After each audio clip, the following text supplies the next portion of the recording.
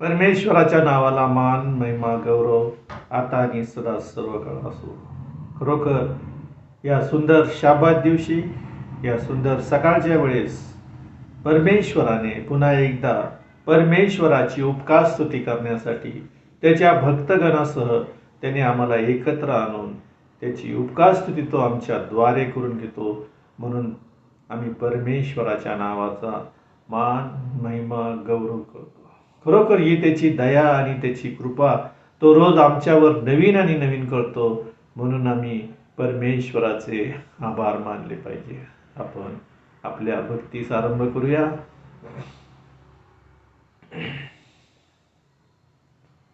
आपण स्तोत्र वाचन करूया.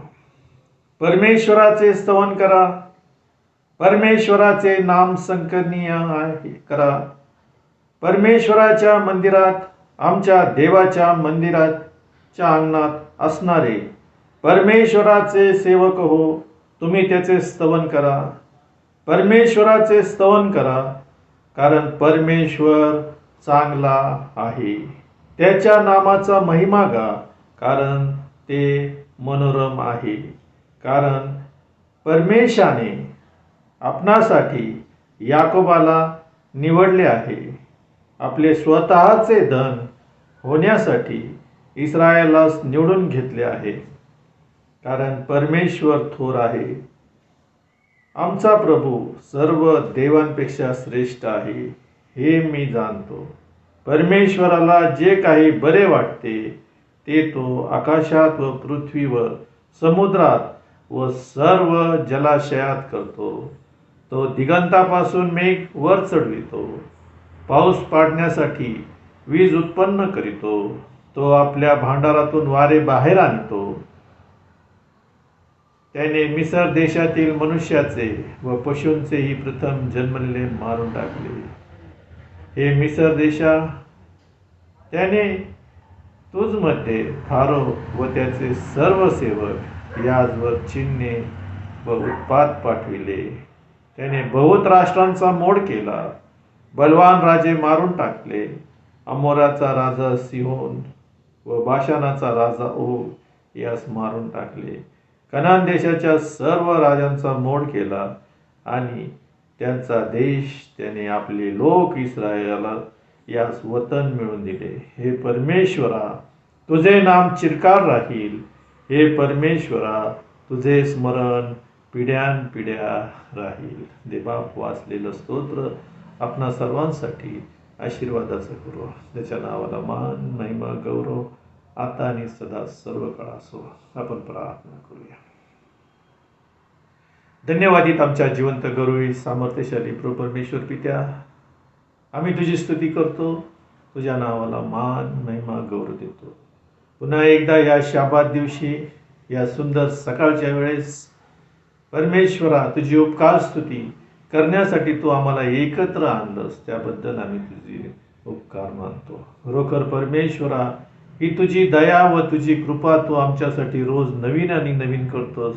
म्हणून तुझ्या नावाला आम्ही धन्यवाद देतो. होऊ दे परमेश्वरा, आजचं वचन जे काही येणार आहे ते ख्रिस्त येशूच्या नावात आमच्यासाठी आशीर्वादाचं असं होऊ दे. आणि परमेश्वरा, तुझं गौरव तुझ्या भक्तगणासह तो आमच्या द्वारे करून घे, अशी आम्ही तुझ्या चरणाजवळ प्रार्थना करतो.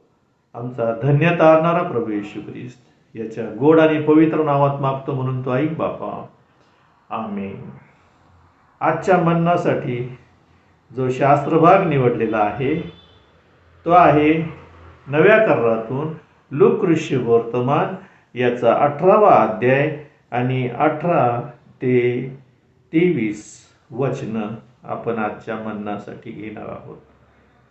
नव्या करारातून लूकऋषी वर्तमान याचा 18वा अध्याय 18 ते 23 ही वचनं आजच्या मन्नासाठी आपण घेणार आहोत. शाश्वत जीवन व द्रव्याची आडकाठी. कोणा एका अधिकाऱ्याने त्याला विचारले, अहो उत्तम गुरुजी, मी काय केले असता मला सार्वकालिक जीवन हे वतन मिळेल? येशूने येशू त्याला म्हणाला, मला उत्तम का म्हणतोस? एक म्हणजे देव, त्याच्या वाचून कोणी उत्तम नाही. तुला आज्ञा ठाऊक आहेत. व्यभिचार करू नको, मनुष्य हत्या करू नको, चोरी करू नको, खोटी साक्ष देऊ नको, आपल्या बापाचा व आपल्या आईचा सन्मान कर. तो म्हणाला, मी ह्या बालपणापासून या सर्व पाळीत आलो आहे. हे ऐकून येशूने त्याला म्हटले, अद्यापही तुझ्यात एक गोष्टीची उणीव आहे. तुझे जे काही आहे ते सर्व विकून दारिद्र्यास वाटून दे, म्हणजे तुला स्वर्गात संपत्ती मिळेल. चल, माझ्या मागे ये. हे ऐकून तो अति दुःखित झाला, कारण तो फार श्रीमंत होता. देवबाप वाचलेली वचनं आपल्या सर्वांसाठी आशीर्वादाची करू. त्याच्या नावाला मान महिमा गौरव असो. आपण प्रार्थना करूया. धन्यवादित आमच्या देवा, आम्ही तुझी स्तुती करतो. तुझ्या नावाला मान महिमा गौरव देतो.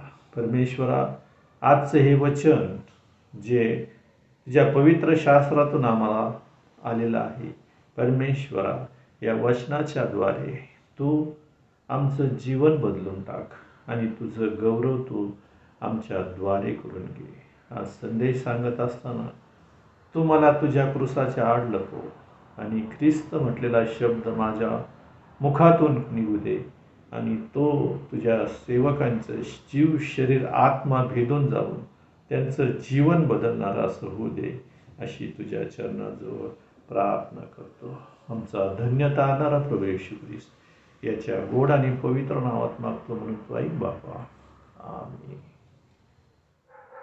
आजच्या मननासाठी जो शास्त्रभाग निवडलेला होता तो आहे लूक वर्तमान याचा 18वा अध्याय 18 ते 23 या वचनावर आज आपण मनन आणि चिंतन करणार आहोत. आम्ही जर पाहिलं तर शुभवर्तमान मत्तई, मार्क, लूक आणि योहान हे 4 शुभवर्तमान पवित्र शास्त्रामध्ये आपल्याला पाहायला मिळतं. आणि ह्या शुभवर्तमानाच्या द्वारे जी काही येशू ख्रिस्ताने सुवार्ता गाजवली त्याच्यावर मुख्य प्रकाश असा टाकण्यात आलेला आहे.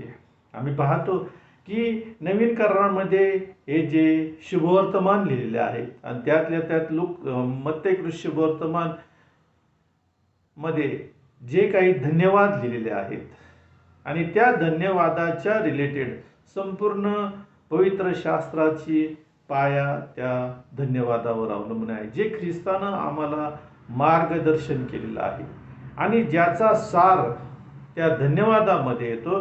त्याचं ह्या बायबलमध्ये त्या पुस्तकाचं लिखाण पवित्र आत्म्याच्या द्वारे जोडण्यात आलेलं आम्हाला पाहायला मिळतं.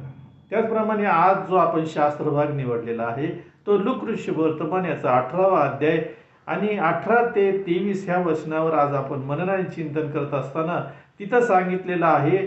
त्या पॅरेग्राफचं हेड जे आहे तिथं असं लिहिलेलं आहे की शाश्वत जीवन व द्रव्याची आडकाठी, ही हेडलाईन तिथं लिहिलेली आहे. आणि जर आम्ही लूक वर्तमान याच्या 18वा अध्यायात पाहत असताना 16, 17, 18 आणि 19 हे जर अध्याय आम्ही पाहिले तर याच्यामध्ये जे काही उदाहरणं येशू ख्रिस्ताने आम्हाला दाखवलेले आहेत ते संपूर्ण पवित्र शास्त्रातून तारणाबद्दल आणि सार्वकालिक जीवनाबद्दल सांगितलेले आहेत. चमत्कार नाही, जे काही दाखले सांगितलेले आहेत 16, 17, 18, 19 आणि 20 हे जे अध्याय लूक वर्तमानामध्ये सांगितले त्यामध्ये जे दाखले सांगितलेले आहेत त्याद्वारे येशू ख्रिस्त आम्हाला तारणाचा मार्ग आणि सार्वकालिक जीवनाचा मार्ग आम्हाला दाखवण्याचा प्रयत्न करत असतो. जर आम्ही पाहिलं तर तिथं असं दिसतं की अन्याय कारभारी, संपत्तीचा दुरुपयोग करणारा उधळा पुत्र, श्रीमंत माणूस आणि भिकारी लाजारस, अनीतिमान न्यायाधीश, परुषी व जकातदार, शाश्वत जीवन आणि द्रव्याची आडकाठी, जख्खै, मोहरांचा दृष्टांत, कर देणे, व विधवेची टोळी हे जर आम्ही पाहिलं तर या सर्वांमध्ये येशू ख्रिस्तानं ह्या दृष्टांताच्या द्वारे तारण आणि सार्वकालिक जीवन कसं आम्हाला प्राप्त होईल आणि हे प्राप्त होत असताना आमच्या जीवनामध्ये ज्या गोष्टी अडखळण येतात त्या गोष्टीबद्दलची माहिती आम्हाला दिलेली आहे. आणि इथं आम्हाला तेच पाहायला मिळतं की लूका वर्तमान याचा 18वा अध्यायाच्या 18 वचनामध्ये कोणी एक अधिकारी त्याला विचारले, अहो उत्तम गुरुजी, आणि त्याच्याबद्दल त्या व्यक्तीबद्दल सांगितलेलं आहे तो एक उच्च पदस्य अधिकारी होता आणि त्याने येशू ख्रिस्ताबद्दल बऱ्याच गोष्टी ऐकल्या होत्या. येशू ख्रिस्ताने जे काही चमत्कार केले होते त्याबद्दल त्याने ऐकलं होतं. जे काही दृष्टांत आणि जे काही प्रवचन येशू ख्रिस्ताने केले होते त्या प्रवचनाचा अभ्यास सुद्धा त्यांनी केला होता आणि तो ह्या निष्कर्षावर येऊन पोचला होता की येशू ख्रिस्त हा उत्तम गुरुजी आहे. आणि येशू ख्रिस्त त्याला म्हणतो की येशू ख्रिस्ताला उद्देशून तो म्हणतो की तुम्ही उत्तम गुरुजी आहात. येशू ख्रिस्त त्याला म्हणतो उत्तम कोण आहे. योहान वर्तमान याचा 10वा अध्याय जर आम्ही पाहिला तर त्या 10व्या अध्यायामध्ये सांगितलेलं आहे. जर आम्ही पाहिलं तर 9, 10, 11, 12 आणि 15 वचनामध्ये तिथं आम्हाला पाहायला मिळतं की उत्तम मेंढपाळाबद्दल सांगितलेलं आहे. आणि 9व्या वचनात तो काय म्हणतो, योहान वर्तमान याचा 10वा अध्याय आणि 9व्या वचनामध्ये, मी दार आहे, माझ्याद्वारे कोणी आत जाईल तर त्याला तारण प्राप्त होईल. तो आत येईल व बाहेर जाईल आणि त्याला खावयास मिळेल. चोर येतो तो केवळ चोरी, घात व नाश करावयास या हेतूने येतो. मी आलो आहे तो त्यांना जीवन प्राप्ती व्हावी व ती विपुल व्हावी म्हणून आलो आहे. 11 वचनात तो म्हणतो मी उत्तम मेंढपाळ आहे आणि उत्तम मेंढपाळ आपल्या मेंढराकरिताही जीव देतो. 15 वचनात तो म्हणतो मी उत्तम मेंढपाळ आहे, जसा पिता मला व मी पित्याला ओळखितो तसे जे माझे आहेत त्यास मी ओळखितो व जे माझे आहेत ते मला ओळखतात. मी आणि मेंढरांसाठी तो आपला जीवही देतो. इथे येशू ख्रिस्त उत्तम मेंढपाळ स्वतःला म्हणून घेताना आम्हाला पाहायला मिळतं. आणि तो म्हणतो मी दार आहे आणि जो ह्या दाराने आत जाईल त्याला तारण प्राप्त होईल. आणि मी या जगात येण्याचा हेतू हाच आहे की मनुष्याला जीवन प्राप्त व्हावं आणि तेही विपुल प्रमाणात प्राप्त व्हावं म्हणून मी ह्या जगामध्ये आलेलो आहे. आणि हे सर्व त्या अधिकाराने ख्रिस्ताच्या वागणुकीतून, त्याच्या शिकवणीतून आणि त्याच्या जे काही धर्मप्रचार तो करत होता, योहानाच्या नंतर या गोष्टीचा अभ्यास करून तो लूका वर्तमानामध्ये 18व्या अध्यायाच्या 18 वचनात म्हणतो की उत्तम गुरुजी तो योग्य अशा व्यक्तीकडे आला होता. योग्य असं जो मार्गदर्शन करणारा जो उत्तम गुरुजी होता, जो स्वर्गातून आलेला होता, त्या व्यक्तीची त्याची ओळख नसताना त्याच्या शिकवणुकीहून, त्याच्या वागण्याहून आणि त्याच्या बोधातून त्याने त्या अधिकाऱ्याने तर्क बरोबर काढला की उत्तम गुरुजी, आणि हा उत्तम गुरुजीच मला सार्वकालिक जीवन वतन कसं मिळत ह्याबद्दलचं मार्गदर्शन तो मला करू शकल म्हणून हा व्यक्ती त्याच्याकडे आला होता. आज आम्ही पाहतो की अनेक लोक तारण प्राप्त करण्यासाठी किंवा सार्वकालिक जीवन प्राप्त करण्यासाठी प्रभूच्या वचनाचा अभ्यास न करता ह्या मंडळीतून त्या मंडळीत जातात, त्या ब्रदरकडून त्या ब्रदरकडे जातात आणि त्यांची ह्या वर्तणुकीमुळं त्यांच्या जीवनात गोंधळ निर्माण झालेला आम्हाला पाहायला मिळतो। जो गोंधळ आज ह्या अधिकाऱ्याच्या मनात निर्माण झाला होता, पण तो योग्य अशा व्यक्तीकडे आला होता आणि त्याला तो संबोधतो की उत्तम गुरुजी, मी काय केले असता मला सार्वकालिक जीवन मिळाले असते। तो बेचैन झाला होता त्याच्या जीवनामध्ये। त्याने सर्व काही गोष्टीचा अभ्यासपूर्वक आपलं जीवन तो जगत होता। मोशेचं नियमशास्त्र, त्याच्यामध्ये दिलेल्या सर्व आज्ञा, त्याच्या अनुकरण तो करणारा असा व्यक्ती होता। तो अभ्यासू होता।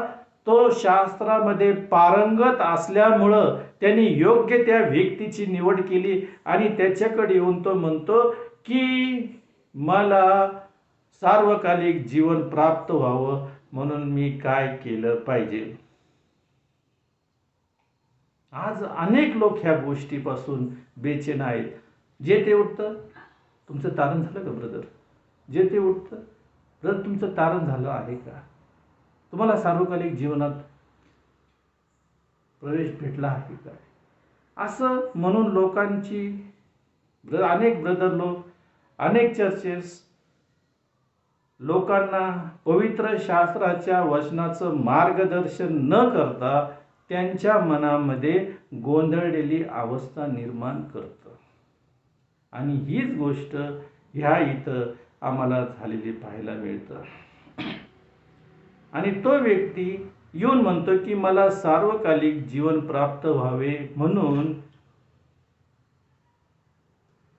मिळेल का, असं ख्रिस्त येशूला तो विचारताना आम्हाला पाहायला मिळतं। आज अनेक लोक सुद्धा हाच प्रश्न विचारतात की माझं तारण झालं आहे का? मला सार्वकालिक जीवन मिळालं आहे काय?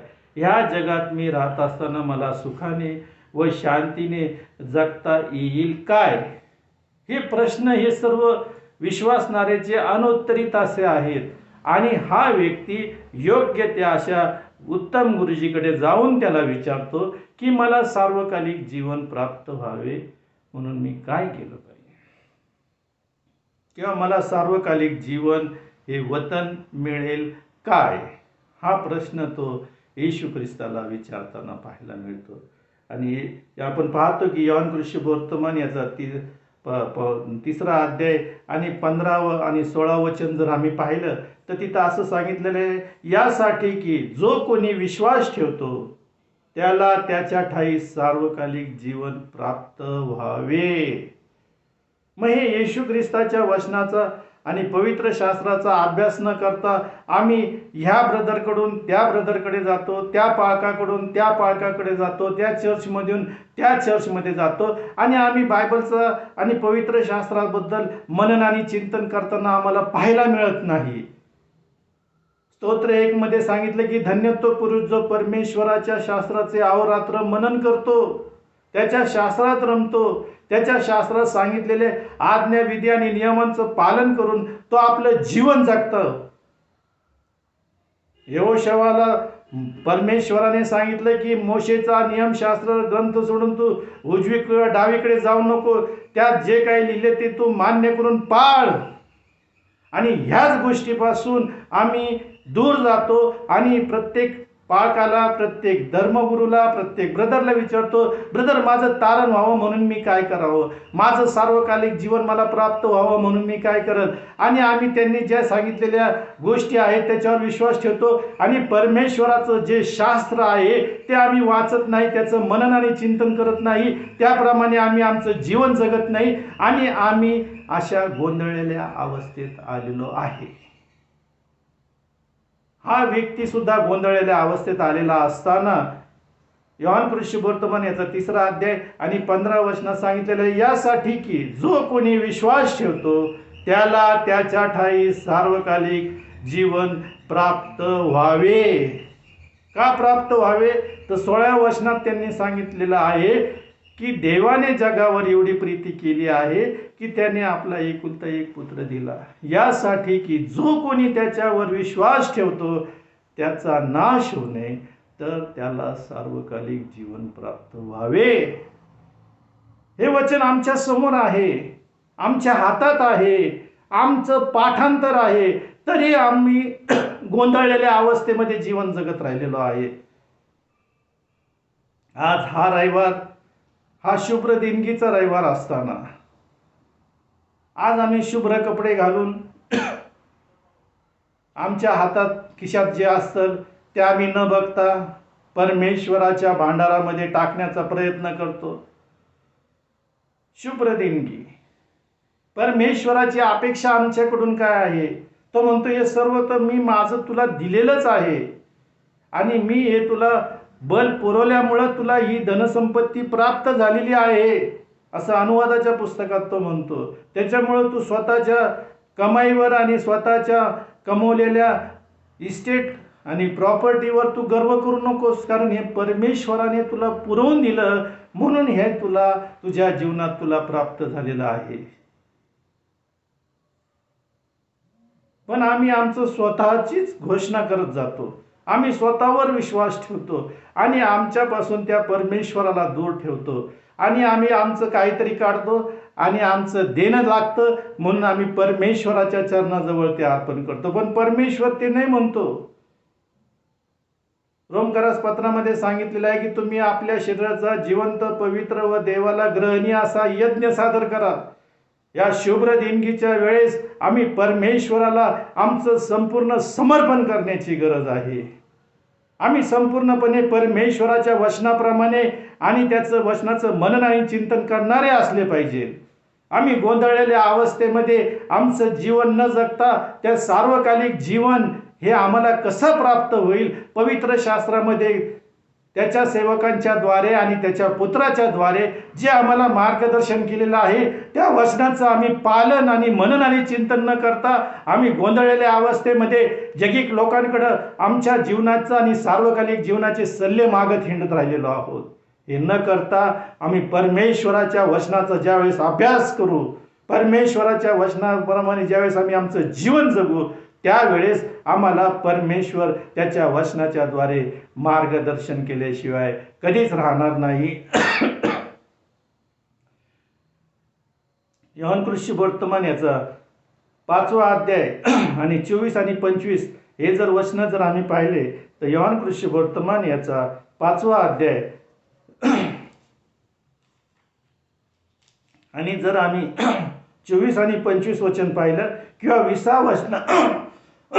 20 वचनापासून जर पाहिलं तर तिथं असं सांगितलेलं आहे, पिता पुत्रावर प्रीती करतो आणि आपण जे काही करतो ते सर्व त्याला दाखवतो. 24व्या वचनात म्हणतो, मी तुम्हाला खचित खचित सांगतो, जो माझे वचन ऐकतो आणि ज्याने मला पाठविले त्याचवर विश्वास ठेवतो त्याला सार्वकालिक जीवन प्राप्त झाले आहे आणि त्याचवर न्यायाचा प्रसंग येणार नाही. तो मरणातून जीवनात पार गेला आहे. मी तुम्हाला खचित खचित सांगतो, असा समय येत आहे किंबहुना आता आला आहे की त्यात मेलेले लोक देवाच्या पुत्राची वाणी ऐकतील व जे ऐकतील ते जिवंत होतील. कारण पित्याच्या ठाई जसे स्वतःचे जीवन आहे तसे पुत्राच्या ठाई स्वतःचे जीवन असावे असे त्याने त्याला दिले आहे.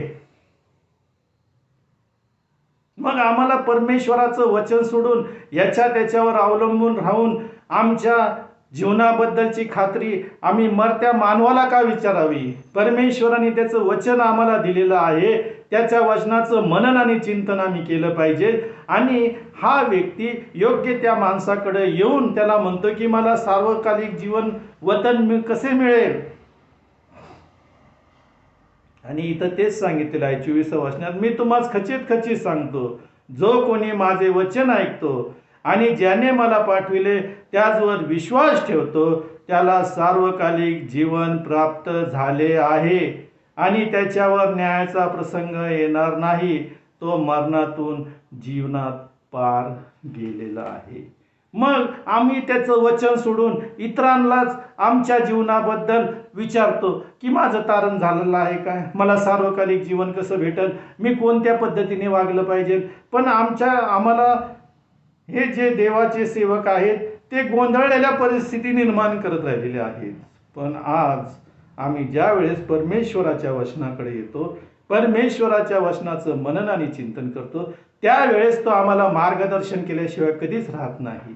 आणि इथं हा अधिकारी गोंधळलेल्या विचारसरणीमध्ये येऊन येशू ख्रिस्ताला म्हणतो, अहो उत्तम गुरुजी, मी काय केले असता मला सार्वकालिक जीवन वतन म्हणून मिळेल. येशू त्याला म्हणाला, उत्तम का म्हणतोस? एक म्हणजे देव, त्याचपासून कोणी उत्तम नाही. तुला आज्ञा ठाऊक आहेत काय? व्यभिचार करू नकोस, मनुष्य हत्या करू नकोस, चोरी करू नकोस, खोटी साक्ष देऊ नकोस, आपल्या बापाचा व आपल्या आईचा सन्मान कर. 20व्या वचनात तो म्हणतो की ह्या आज्ञा तू पाळतोस काय? येशू ख्रिस्त त्याला म्हणतो, जर तुला सार्वकालिक जीवन प्राप्त व्हावं असं वाटत असेल तर मोशेने ज्या 10 आज्ञा दिल्यात आणि मोशेच्या द्वारे जे नियमशास्त्र आलेलं आहे त्या नियमशास्त्राच्या द्वारे मनुष्य नीतिमान ठरत असतो, त्यामध्ये ह्या आज्ञा आहेत आणि याचं तू पालन करतोस का?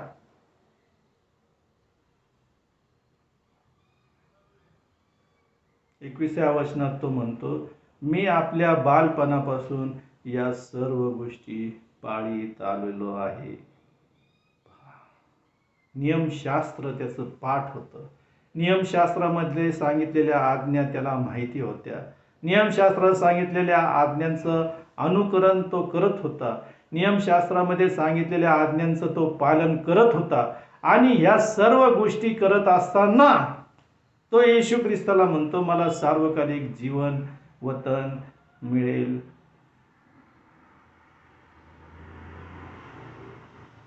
ह्या आज्ञा पाळल्यानंतर मनुष्य नीतिमान ठरत होता. या रोमकरासपत्र याचा 3रा अध्याय, रोमकरासपत्र याचा 3रा अध्याय आणि 10व्या वचनामध्ये सांगितलेलं आहे की शास्त्रलेख म्हणते की नीतिमान कोणी नाही, एकही नाही.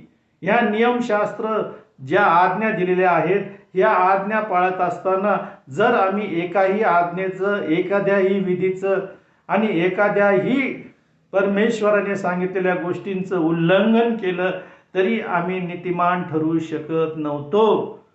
मी सगळ्या 9 आज्ञा पाळत होतो असलो आणि जर मी माझ्या आईवडिलांचा जर मान राखत नसल किंवा मी जर माझ्या देवाचं नाव व्यर्थ घेतलं असेल, चुकून माझ्या मुखातून ही गोष्ट निघून गेली असेल तरी मी नीतिमान ठरत नव्हतो. कारण त्या 1 आज्ञा मोडली काय आणि 10 आज्ञा मोडल्या काय, आम्ही नीतिमत्वापासून वंचित असं राहत होतो नियमशास्त्राच्या द्वारे. आणि पाऊल आम्हाला रोमीतील मंडळीत पत्र लिहित असताना 3ऱ्या अध्यायाच्या 10व्या वचनात तो म्हणतो की शास्त्रलेख म्हणतं नीतिमान कोणी नाही, एक देखील नाही.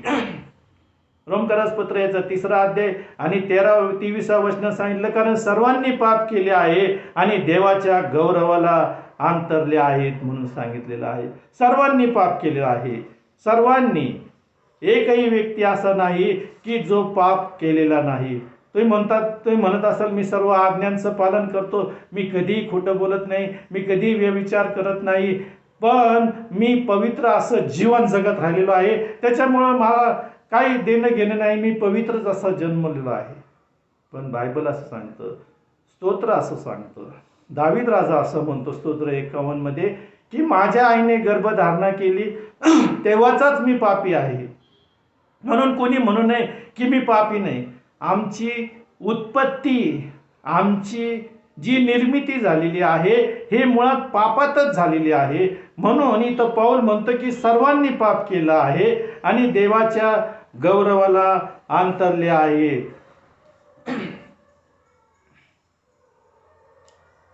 काय सांगितलेलं आहे, अवघं जग देहदंडास प्राप्त व्हावे त्याचप्रमाणे कोणी मनुष्य नियमशास्त्रातील कर्मांनी नीतिमान ठरणार नाही, कारण नियमशास्त्राच्या द्वारे पापाचा बोध होतो म्हणून सांगितलेलं आहे. नियमशास्त्र जे आम्हाला सांगतं की तुम्ही जर पाप केला असेल तर याजकाकडे जाऊन तुम्ही या गोष्टीचं अर्पण करा, तुम्ही याजकाकडे जाऊन या गोष्टी समर्पित करा, म्हणजे तुम्हाला तुमच्या पापापासून मुक्तता मिळेल. पण ही मुक्तता ही त्या वर्षासाठी होती, कायमस्वरूपी नव्हती. आणि हे अर्पण करत असताना आम्हाला नेहमी जाणवत होतं की मनुष्य हा पापी आहे आणि त्याच्या पापासाठी त्याला काहीतरी किंमत द्यावी लागणार आहे.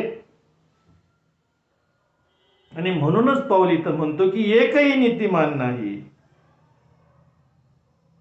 आणि नियमशास्त्राच्या कर्मांनी नीतिमान ठरत नाही, कारण नियमशास्त्राच्या द्वारे पापाचा बोध होतो म्हणून सांगितलेलं आहे. आणि इब्री पत्र याचा 10वा अध्याय आणि तिथं जर आम्ही पाहिलं तर तिथं असं सांगितलेलं आहे, कारण मग ज्या भावी चांगल्या गोष्टी आहेत त्यांची छाया नियमशास्त्रात आहे. म्हणून देवाजवळ येणाऱ्यास प्रतिवर्षी निरंतर अर्पिलेल्या त्याच यज्ञांनी पूर्ण करण्यास ते कधीही समर्थ असत नाही. ते समर्थ असते तर एकदा शुद्ध झालेल्या उपासकाने पुढे पापभाव नसल्याने ते यज्ञ करणे बंद झाले नसते काय, परंतु ते यज्ञ वर्षानुवर्ष पापाची आठवण करून देत होते. जे यज्ञ आम्ही करत होतो ते आम्हाला आमच्या पापाची आठवण करून देत होते, कारण मनुष्य नीतिमान नाही, मनुष्य पापी आहे आणि मनुष्य पापातच जीवन जगत राहिलेला आहे याची आठवण आम्हाला यज्ञांच्या द्वारे करण्यात येत होती. परंतु पाऊल काय म्हणतो, कारण सर्वांनी पाप केले आहे आणि देवाच्या गौरवाला अंतरले आहेत. ते ख्रिस्त येशूने खंडणी भरून प्राप्त केलेल्या मुक्तीच्या द्वारे देवाच्या कृपेने मोबदल्या वाचून नीतिमान असे ठरविण्यात आलेले आहे. 22व्या वचनात तो म्हणतो, हे देवाचे नीतिमत्व येशू ख्रिस्तावरील विश्वासाच्या द्वारे सर्व विश्वास ठेवणाऱ्यांसाठी आहे. त्यात भेद नाही, त्यात कोणताही भेद नाही, कारण ख्रिस्त आमच्यासाठी त्या वधस्तंभावर मारला गेला आणि त्याच्या रक्ताच्या द्वारे आम्हाला नीतिमत्व प्राप्त झालेलं आहे.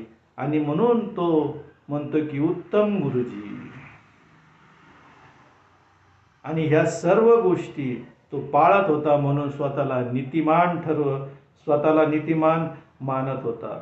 परंतु कोणीही नीतिमान नाही असं पवित्र शास्त्रात सांगितलेलं आम्हाला पाहायला मिळतं. आणि आम्हाला पाहायला मिळतं की पुढे ह्या सर्व गोष्टी तो पाळत होता आणि हे येशू ख्रिस्ताच्या लक्षात आलं. आणि तो 22व्या वचनात तो म्हणतो, हे ऐकून येशूने त्यास म्हटले, अद्याप तुझ्यात एक गोष्टीची उणीव आहे. तुझे जे काही आहे ते सर्व दारिद्र्यास विकून टाक, म्हणजे तुला स्वर्गात संपत्ती मिळेल.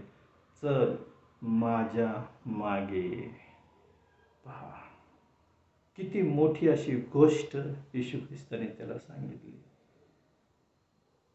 की येशूचं शिष्यत्व येशू देण्यासाठी त्याला तयार झाला असताना सुद्धा येशू ख्रिस्ताकडं तो सार्वकालिक जीवनाची मागणी करत असताना येशू ख्रिस्त त्याला सार्वकालिक जीवन व स्वतःचं शिष्यत्व देण्यासाठी सुद्धा तयार होता.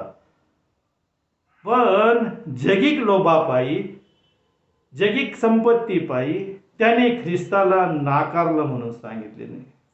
योहान ऋषिवर्तमान याचा 6वा अध्याय 32 आणि 33 वचन जर पाहिलं तर तिथं असं लिहिलंय, यावरून येशूने त्यास म्हटले, मी तुम्हास खचित सांगतो, मोशेने तुम्हास स्वर्गातून येणारी भाकर दिली असे नाही, माझा पिता तर स्वर्गातून येणारी खरी भाकर तुम्हास देतो, कारण जी स्वर्गातून उतरते व जगाला जीवन देते ती देवाची भाकर होय. येशू ख्रिस्ताचं शिष्यत्व आणि येशू ख्रिस्ताचं द्वारे मिळणारं सार्वकालिक जीवन त्याला भेटणार होतं. आम्ही पाहतो की ज्या वेळेस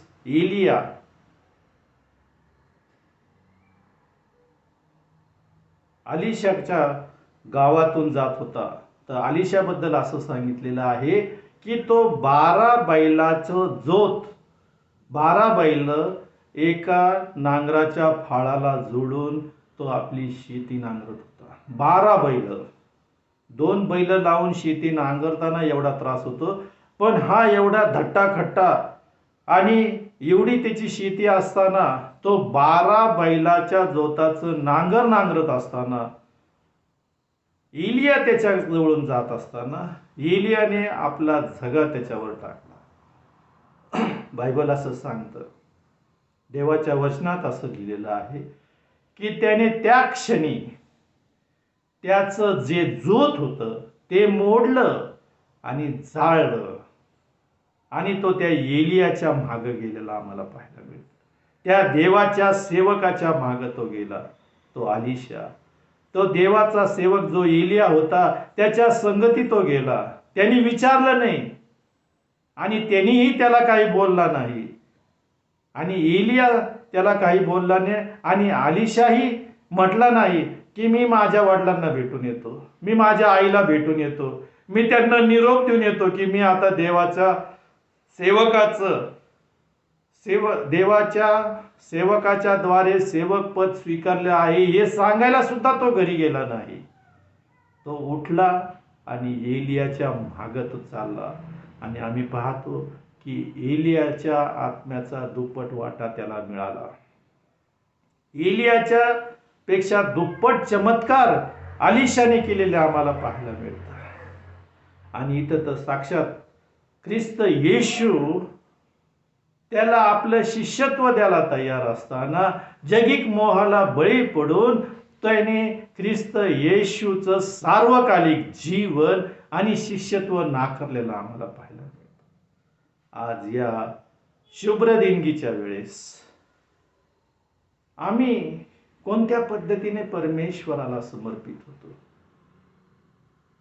योहान शुभवर्तमान याचा 6वा अध्याय 47, 48 आणि 50व्या वचनात सांगितलेलं आहे, मी तुम्हाला खचित खचित सांगतो, जो विश्वास धरतो त्याला सार्वकालिक जीवन आहे.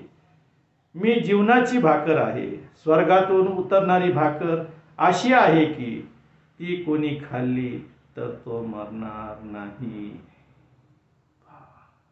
ख्रिस्त येशू स्वतः इथं म्हणतो, मी तुम्हाला खचित खचित सांगतो, जो विश्वास धरतो त्याला सार्वकालिक जीवन प्राप्त झाले आहे.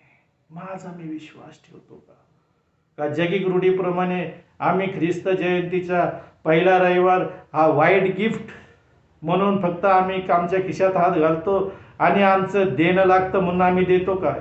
परमेश्वर म्हणतो, हे सर्व तर मी तुला दिलेलं आहे, हे सर्व माझं आहे आणि मी हे तुला दिलेलं आहे, हे मी तुला दिलेलं आहे, मग मला सार्वकालिक जीवन कसं प्राप्त होईल?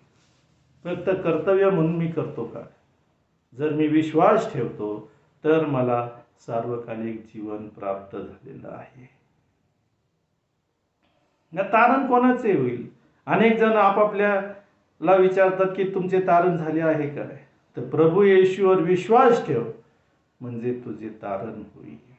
प्रभू येशूवर विश्वास ठेव म्हणजे तुला सार्वकालिक जीवन प्राप्त होईल म्हणून सांगितले. यशायाचं पुस्तक जर आम्ही पाहिलं तर 1 ते 6 अध्यायामध्ये आम्हाला हेच पाहायला मिळतं की यशाया प्रत्येक गोष्टीला नावं ठेवताना पाहायला मिळतो. याला नावं ठेव, त्याला नावं ठेव, ह्या गोष्टीला, या सेवकाला, त्या गोष्टी आणि सर्व गोष्टीला तो नावं ठेवताना आम्हाला पाहायला मिळतो.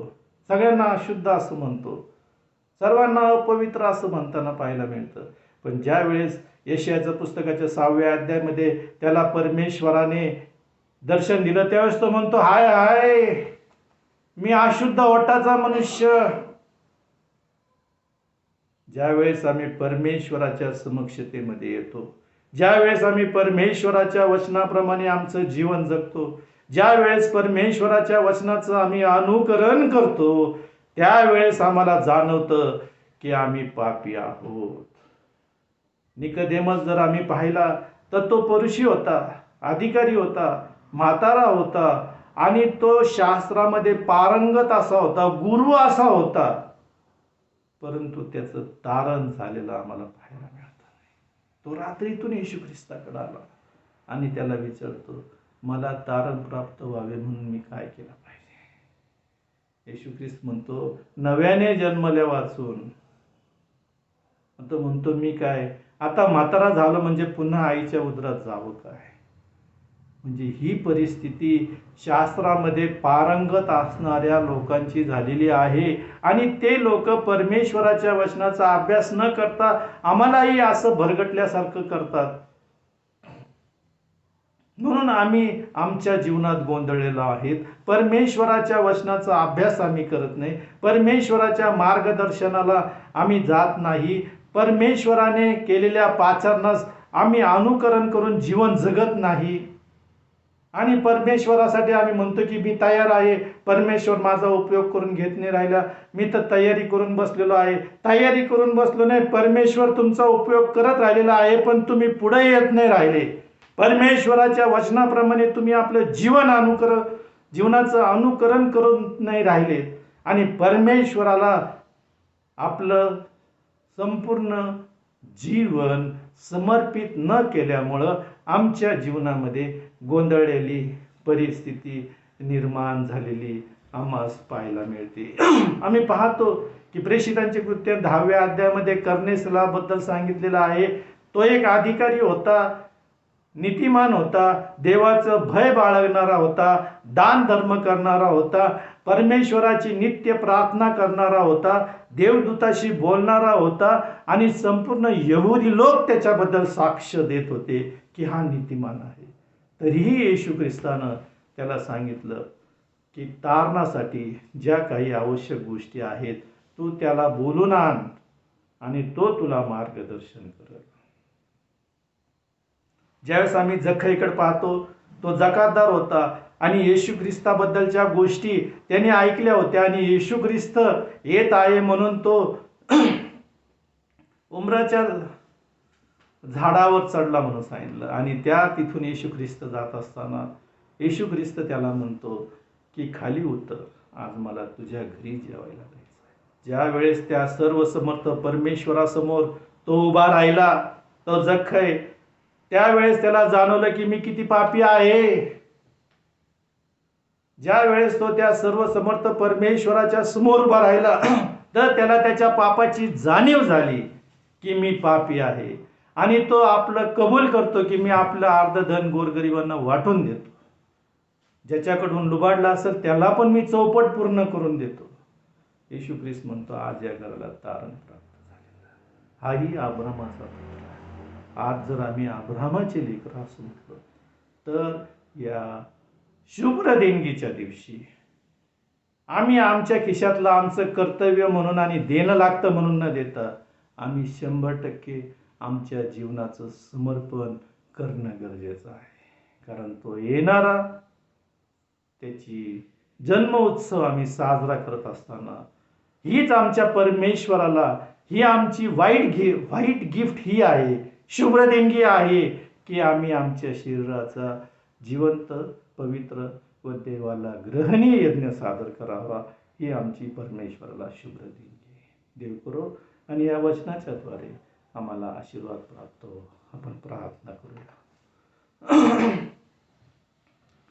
धन्यवादित आमच्या जिवंत गौरवी सामर्थ्यशाली प्रभू परमेश्वर पित्या, आम्ही तुझी स्तुती करतो, तुझ्या नावाला मान महिमा गौरव देतो. खरोखर तू चांगला आहेस आणि तुझी दया सनातन आहे. परमेश्वरा, पुढील आठवडी आम्ही ख्रिस्त जन्म उत्सव साजरा करत असताना आमचं देणं लागतं म्हणून आम्ही देत नाही, तर आम्ही 100% आमचं समर्पण तुला करत आहोत की यापुढं आम्ही तुझ्या वचनाचं मनन आणि चिंतन करून, तुझ्या वचनात जे काही सांगितलेल्या आज्ञा, विधी आणि नियमांचं पालन करून आम्ही आमचं जीवन जगू आणि तुला आमचा ग्रहणीय यज्ञ सादर करू. म्हणून परमेश्वरा, तुझ्या पवित्र आत्म्याच्या द्वारे, तुझ्या वचनाच्या द्वारे प्रभू परमेश्वरा, तुझं मार्गदर्शन तू आम्हाला लागू दे आणि त्याप्रमाणे चालण्यासाठी तू आम्हाला सहाय्य कर, मदत कर, मार्गदर्शन कर आणि तुझं गौरव तू आमच्या द्वारे तू करून आमचा धन्यता आणणारा प्रभू येशू ख्रिस्त, याच्या गोड आणि पवित्र नावात ही प्रार्थना आणि विनंती केली म्हणून तो ऐक बापा. आमीन. आपण प्रभूने शिकवलेली प्रार्थना म्हणूया. हे आमच्या स्वर्गातील बापा, तुझे नाम पवित्र मानले जाओ, तुझे राज्य येऊ, जसे स्वर्ग तसे पृथ्वीवर. तुझ्या इच्छेप्रमाणे हो. आमची रोजची भाकर आज आम्हाला दे, आणि जसे आम्ही आमच्या ऋण्यास ऋण सोडले आहे, तसेच तू आमच्या ऋणी आम्हास सोड, आणि आम्हास परीक्षेत आणू नकोस, तर आम्हास वाईटापासून सोडव. कारण की राज्य, सामर्थ्य आणि गौरव ही सर्व काळ तुझीच आहे. आमेन. आता देव बापाची प्रीती, येशू ख्रिस्ताची कृपा आणि पवित्र आत्म्याची सहभागिता तुम्हा सर्वांबरोबर आता आणि सदा सर्व काळ राहो. आमेन.